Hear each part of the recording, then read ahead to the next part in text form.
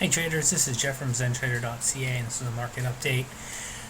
The markets continue to grind higher, and I think that we're about due for a pause day, and then we'll probably just continue to grind higher. I don't see anything that suggests any sort of short-term, mid-term, or long-term top is in. The put call, the CBOE options equity put call is in fairly complacent mode. Nothing out of the ordinary, but there's a lot more room for this to drift down lower before I would even think that we have anything to worry about from that end. As far as the VIX goes, it is a little bit in an area where you could describe as complacent, and that's why I think we may get a couple down days on the market.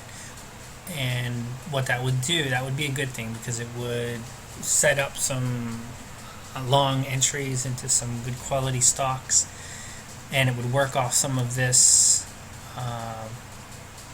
oversold area that the VIX is in right now. I expect the slow stochastic to turn up, and we'll probably maybe fill this gap, maybe go a little bit higher. Who knows? It's really tough to put a but you can see here the S&P.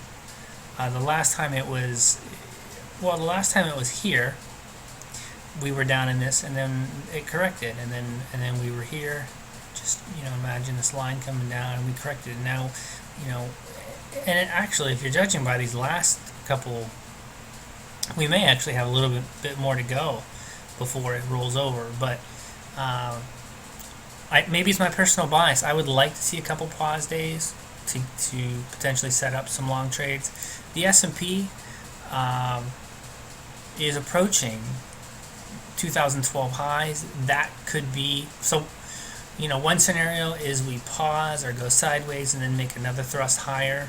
And so what that would do is the VIX would go it would go up a little bit while the S&P goes down, and then makes another thrust higher, and then the VIX would maybe go down into that complacent area, which would signal some sort of midterm top. But I don't there's really no point in looking for a top in the markets right now, because there's nothing to suggest that we're at one. I think the only reason one would be looking for the markets to be forming some kind of short-term top is because it feels like we should have one. With all the news that's out there from Europe, although I haven't been hearing too much about that lately. I think it just makes sense that the market should go down, but the market doesn't really care what we think. This is a chart on bonds.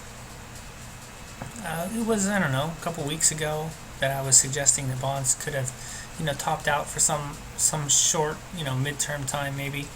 And I think that we're going to continue to drift down. I think 120 is an area of support that we could see TLT drift down to. This is a normal correction. And then at that point, we'll have to decide whether or not this support holds, or if this turns out to be some sort of more significant top. But right now, this looks healthy. I mean, we had new highs here, and then if we have a correction back down to 120, that'll, right now the RSI is at 40. I could see this going down to 35 and maybe even a little bit further, and that would be okay. This would be a pretty good, healthy correction in the bond market, and then we'll have to see what happens at that time. I would be looking to potentially be buying TLT down here. So we'll wait and see what happens when it gets there. The dollar is approaching a decent level of support as well. So you've got the bonds, you've got the dollar falling, and you've got a market that's going up. So maybe when the dollar gets down into this support level, TLT gets down into this support level, that could be an area where we could start looking for a potential short-term top in the markets, midterm top in the markets. That would kind of fit with all these connected markets. We'll see what happens when we get there. So take care, guys.